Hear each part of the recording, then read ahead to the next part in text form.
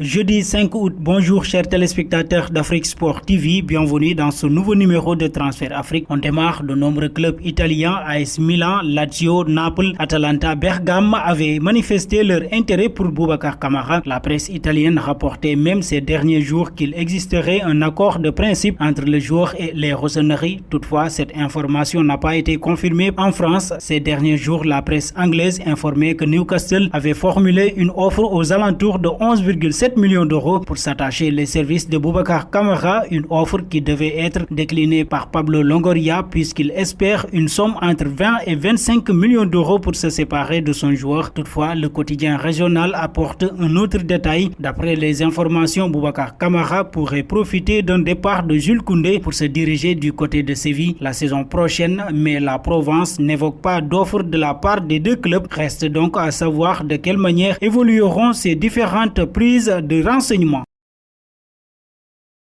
En quête d'un latéral cet été, le Hertha Berlin aurait fait de Maxwell Cornet sa priorité en concurrence avec Burnley sur le dossier Maxwell Cornet. Le Hertha Berlin pourrait bien prendre les devants prochainement. Selon le média allemand Bild, l'ailier lyonnais est en tête de liste des cibles du club berlinois. Les dirigeants du club allemand auraient interrogé Lucas Touzard au sujet de Maxwell Cornet. L'ancien milieu de l'Olympique lyonnais connaît bien l'Ivoirien après avoir évolué avec lui dans le Rhône pendant près de 5 ans. Le Hertha Berlin attend désormais de vendre avant de s'aligner sur le dossier de l'Olympique lyonnais qui demanderait au moins 10 millions d'euros pour se séparer de son joueur. De son côté, le club allemand ne serait pour l'instant pas prêt à débourser plus de 8 millions d'euros.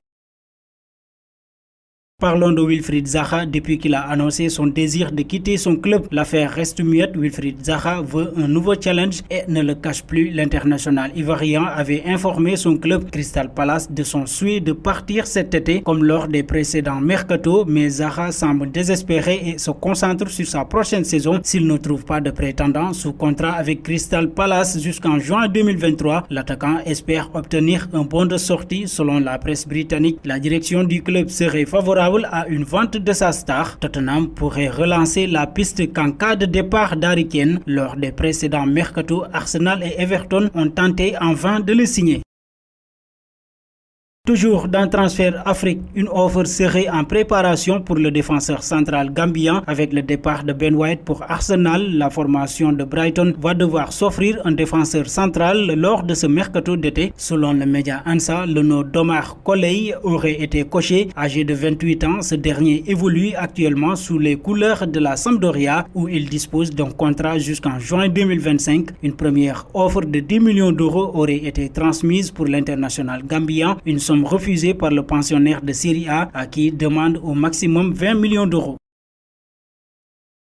La décision est tombée hier. André Onana a fait capoter son transfert vers l'Olympique lyonnais cet été et voudrait continuer à l'Ajax pour sa dernière année de contrat. Onana pourrait rester à l'Ajax Amsterdam une saison de plus. Selon l'équipe, c'est ce qu'a décidé le portier international camerounais. Dans une interview accordée à Ziggo Sport Voetbol, Edwin van der Sar, le directeur général du club, a dit un peu plus. C'est difficile, nous voulions continuer avec André, mais il aimerait partir, a-t-il déclaré. Depuis hier, il y aurait eu un rebondissement dans cette affaire. Selon certains médias, Onana voudrait rester à l'Ajax et partir libre à l'été 2022. Edwin van der Sar affirme ne pas être au courant de cette information avancée par la presse.